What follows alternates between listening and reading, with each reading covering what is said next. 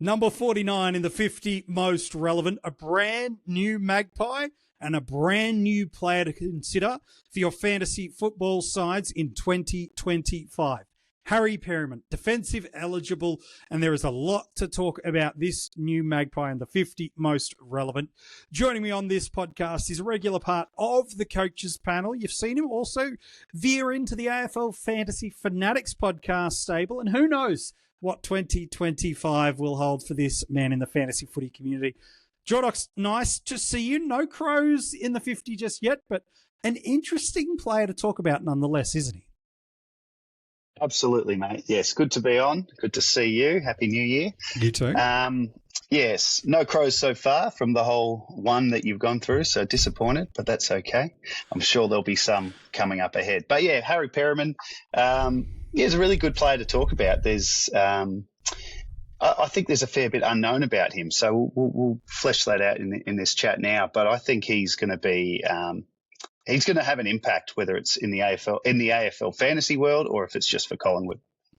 So much of what Collingwood deliver for us in 2025 is unknown. But before we get into that, let's go back in time and look a little bit at what's made Harry not just someone that's fitting into my 50 most relevant, but what he's done for us over the past couple of years. He's defensive eligible, an average last year of 74 in AFL fantasy, coming in off a 77.5 in SuperCoach.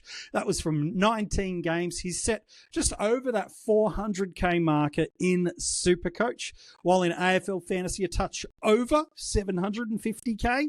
In AFL Dream Team, a little bit under that $750,000 market. Last year, his top score came in the same game it was against the other more recently established club, the Gold Coast Suns. We can't say that for long before Tassie jump in. Hey, a 104 was his top score in Dream Team and Fantasy last year against the Suns, while it was a 131 in SuperCoach. But neither of those are anywhere really super tight to what he's done from a career high perspective. He's got a 132 against the Bulldogs back in 2022 for fantasy and a 149 against that same team, the Bulldogs, in 2020. Is that a good sign considering he's got the Dogs in the first 3 rounds of this year? We'll talk about that. Jordox, you mentioned how fascinating Harry is as a player. I feel like depending on where you find yourself based kind of geologically across the country, you have this narrative and bias about basically the clubs that are in your region and or the club that you support. And if given the based on the fan size, GWS don't have a massive fan base. And so I do think a player like Harry, who's not a star, we just don't know too much about him as a player, but really he's this really smart footballer. Maybe not worth the contract he's on, but who cares? He's got it. He's a physically tough footballer. Like his ability to win contested ball, he's got it. He's happy to apply the defensive pressure. Got a decent bit of spread about him, so find some shape. And then he's a really good user of the ball. He's been a midfielder for us before, a defender for us before. It was probably the thing that he's best at, but probably the thing that's hurt him the most from a fantasy perspective is his versatility. Means he could almost play outside of key positions, almost any other position on the ground. He's really tough too. He's always featuring highly in the tackling side of the game. And you're right, playing for the Giants and being a bit of I wouldn't say he was a fringe player at the Giants, but certainly he's been in and out, probably more due to injury than anything. I wouldn't be surprised if when his name was talked about in the trade period, if many fans, in our where we are in Victoria, thought, I know the name, I can't put a face to him, but geez, if you're going to go to a club to be known, it's Collingwood. So we're all going to know him this year, one way or another. I think what you said before is spot on, though. He just hasn't been able to find a home in terms of position, and that's because he's pretty good wherever you put him on the pack. So he's almost a bit of a Mr. Fix-It. So I guess what we're hoping to see in the fantasy world is Collingwood give him a more defined role that we can then make a choice on whether that's going to suit our fantasy squads or not. last year, just the one AFL Fantasy ton that we alluded to in that Gold Coast game. And he did just creep over the line with that too, with a 104. A couple extra SuperCoach tons for us in AFL Fantasy and the one in SuperCoach. Similar in 2023, only not even a handful of tons across the format. So you might be thinking, well, hang on, MJ, here's a guy that positionally is volatile at the Giants. Frequency of tons over the last couple of years isn't high. Where does a guy like a Perryman end up getting into this top 50 countdown? Well, there's a couple of reasons for it. Number one is when you actually kind of laser into some of his seasons, over 4, 5, 6, 7, 8 week stretch, depending on the format, he's comfortably hitting this 85 to 100 sort of average range.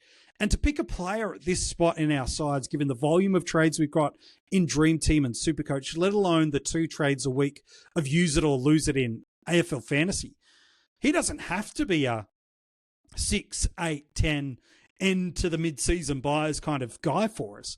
He could be that player that we just go, get a couple of price rises and I jump over and get to somebody else. Because Jordox, when you look not just in 23, 24, but you've done a bit of work into sort of that 21, 22 sort of era, there's some decent scoring if you look just that little bit deeper than what that top end average is, which by the way, in those 2 years is still mid 80s in AFL Fantasy and low 90s in SuperCoach. So still perfectly fine for us to consider, but there's something underneath the skin of it a little bit more that should be exciting for coaches.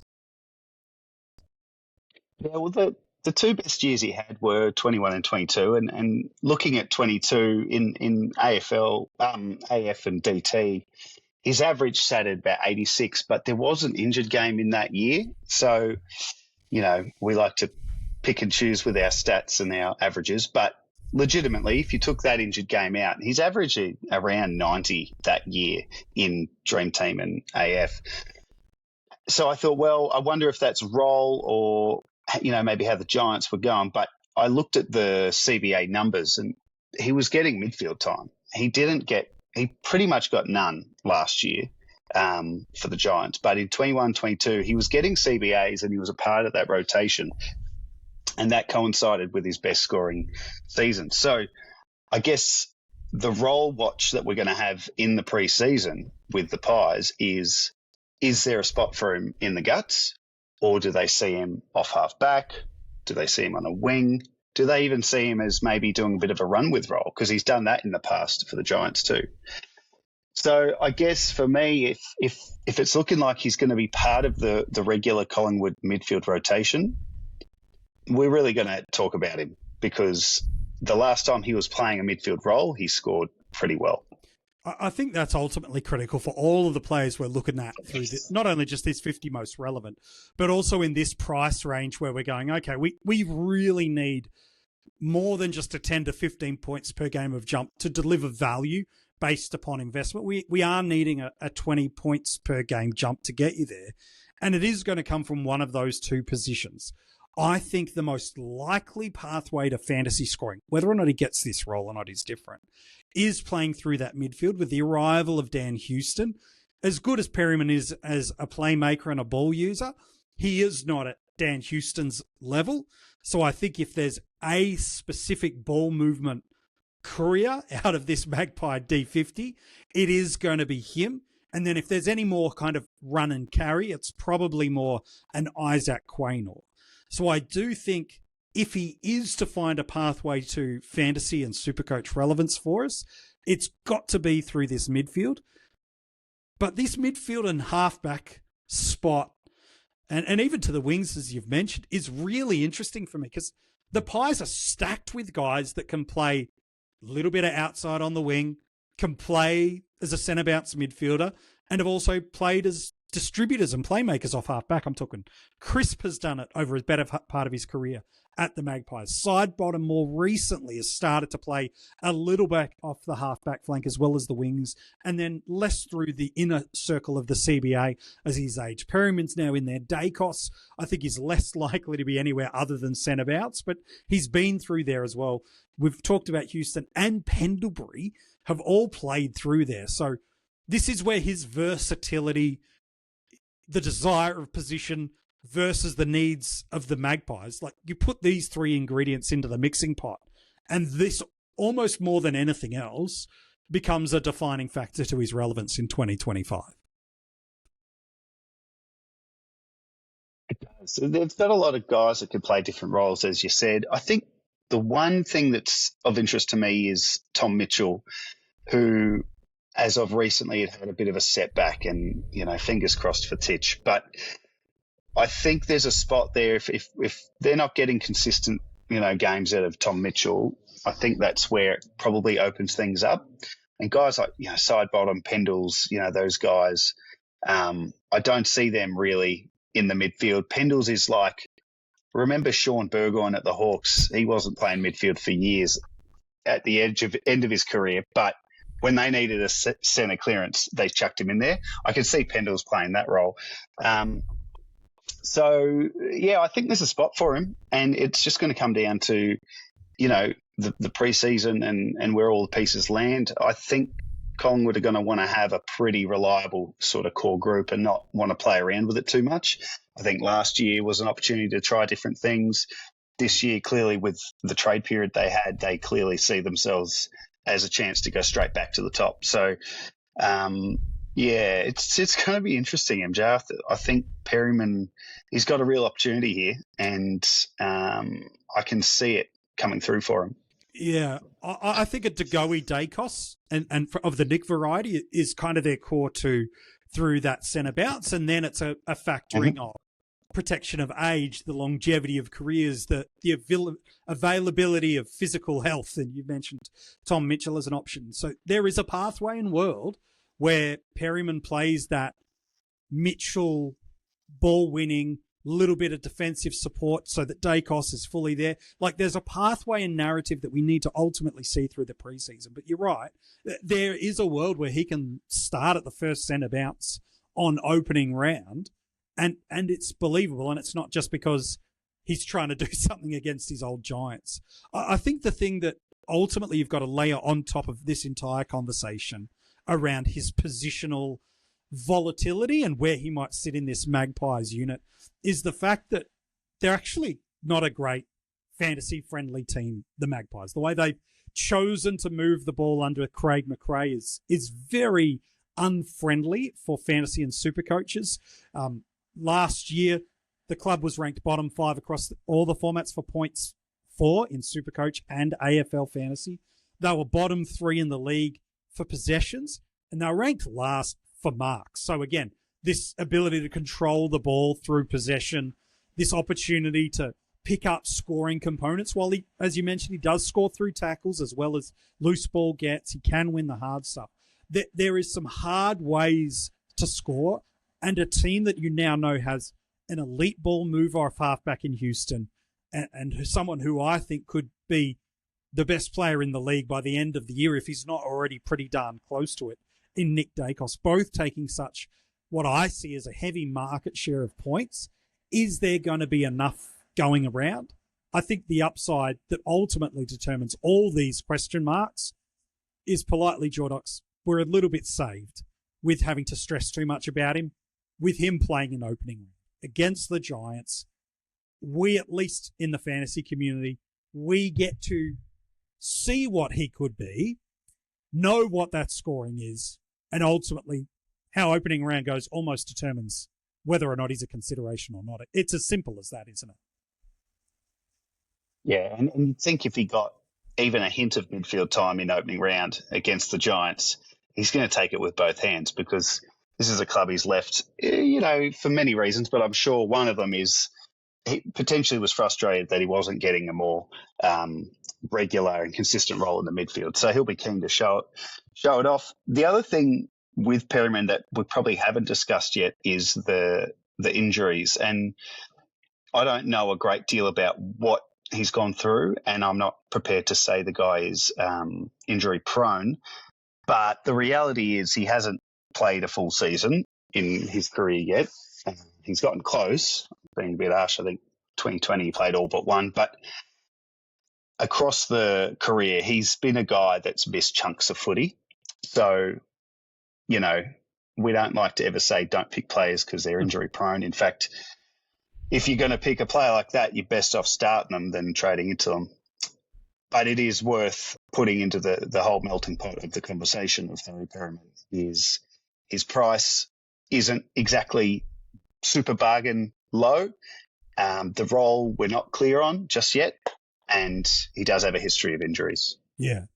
Everything hangs off that opening round. If he delivers something sub 80, just knowing the double price movement of AFL Fantasy after round one, and then that pricing cycle cadence is that week ahead in SuperCoach than the rest of the league that don't play in opening round.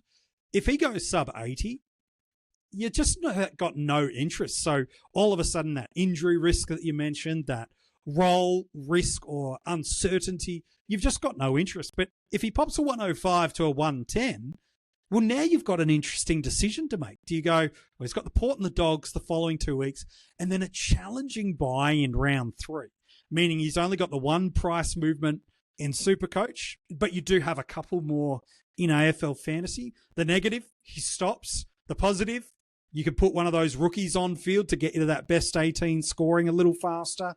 Does he get you into a Lockie Whitfield if you want to look and see at what one of those top-end defenders look like?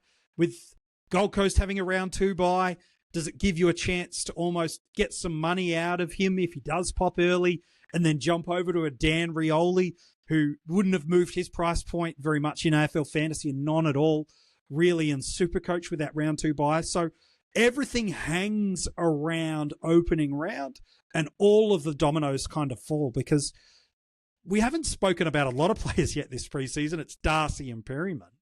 But one of the challenges that the coaches are facing through this defensive line is, man, I start looking through that top end of defenders and I don't have to dig too deeply to talk myself out of a defender at that top end. It's Whitfield. Well, how long is that body going to hold up? Sinclair. Well, that midfield unit has changed a little bit and they've got a great young kid in Travaglia. Well, all of a sudden, Sicily, we don't know with 2 interceptors coming into that back line. Even if he holds there, how does that land? Can Max Holmes, where does he play? And does Bailey Smith hurt that a little bit? Harry Sheasel dropped his scoring just a fraction when he went into the midfield and he's not in that plum role. So you don't have to dig away too hard, which is where a Perryman does become attractive if he pops early, that opening round score, because it just enables a little bit of a pressure valve release and a look and see at what the top end defenders do. Yeah, there's plenty of great defenders, but they're all sitting right at the top. And like you said, it doesn't take long to talk yourself out of them just for the sake of saving money. And then you end up landing on a Perryman and think, oh. So I think he'll be fairly popular if he's looking okay in pre-season. The only thing I would say about the opening round and what's the word, putting too much into what happens in opening round is Collingwood won't have Dan Houston. And I think one of the interesting parts of Collingwood acquiring Perryman and where he fits in is, where does Houston fit in alongside him? So wherever he plays in opening round may not be exactly how it looks, because Houston comes in round 1 after his suspension ends. But I think he'll be pretty popular, MJ. I think whenever a player changes clubs, to a big club, they're on people's mind. So when you see it, certainly in early squads, when you're first jumping on, say, oh yeah, he changed clubs. Oh yeah, he might be better there. It just happens. So I think he'll be reasonably selected early days, but once we get to the sharp end of it, just before March, I think it's just going to depend on what the word out of Collingwood is in terms of role. Yeah, well, those are the two factors, aren't they? How defined and clear is the role coming from the club during the preseason? And what does he score in opening round? And how did he get those scoring elements? Those two things combined really quickly move Houston into someone that you're like, nah, no interest. I'm going up, across, or down as a parachute option in my starting squad. Or, all right, now I've got a decision to make, and what are the cascading implications of should you start with him? Those two variables determine whether or not he is fantasy and SuperCoach relevant for us to start the year in 2025. But what does it mean on draft day, given the fact that he's priced in that 70s range across the formats, Jordox? I just don't see a reason to really bustle out and overpay for him on draft day. I'm keen on your take. I think he's got the potential to be as definitely inside the top 30 defenders across the formats. I think that's definitely within his scope and spectrum. But I don't think you need to spend a D3 or higher selection point on him. Where do you see him going on draft day? Yeah, I think he'll be. I could see him being a bargain. When we look back at the drafts, because of that lower average. The only thing is, if you did really have your heart set on him, I would caution waiting too long, just because of that change of clubs factor. It puts players on people's radar, even if the average wasn't great last year. Where would I grab him? Yeah, I'd be pretty happy with him at D3. I think that would be pretty good. So I can see his season making him a solid D2, but I think draft-wise it'd be D3, D4, and a good chance of getting him as a bargain. Yeah, I think if you can get him at D4, that's right, that sweet spot for me to really land him. There's going to be some leagues where he drifts to his D5, but I think they're on the lower side of probability than not. But yeah, if he can hit that D3 with the potential and chance of a D2, well, yeah, my goodness, if you get anyone that can leapfrog a spot or two based on the value you play like that, then definitely you're absolutely firing. Hey, Jordox, been a great start to the 50 most relevant. We had Mini Monk on yesterday. We've had you on today talking about two, for some, maybe unique, or for others, broken a few hearts at sharing a few of their ones that were there. Thanks for being on this episode of the 50 most relevant, mate. No worries, mate. Looking forward to the next one. If you want to find out who's in at number 48 in the 50 most relevant, hang tight for 30 seconds. I got a clue for you to see if you can guess who this person is. But if you want to catch up on either yesterday's episodes or anything else that the coaches panel have done in the off season, make sure you go and check out our YouTube channel. There's been videos dropping there right throughout the off season and pre-season. We've done team reveals. We've done best 22s or best 23s. In the case of SuperCoach, there's a great chat with draft guru Dylan Alexander, talking about the most relevant rookies for the upcoming season. So if you haven't subscribed to the YouTube channel or never watched a video that we've done of the 50 most relevant, make sure you jump over, subscribe to the channel. Make sure you give this video, if you are watching it, a like, and let us know in the comments below whether or not you are going to start Harry Perryman or not.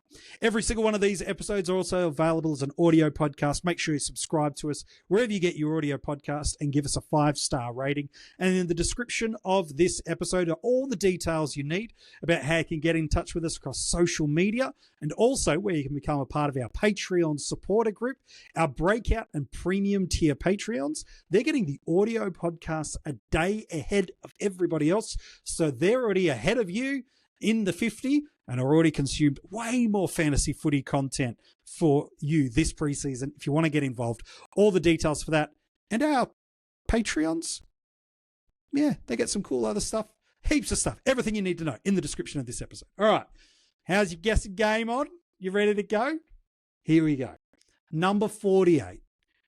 If you've done your team right now in either the Team Pickers of SuperCoach and Dream Team or AFL Fantasy that's open to the public, there's a pretty high chance that if I was to look at your team, this guy would be in your team.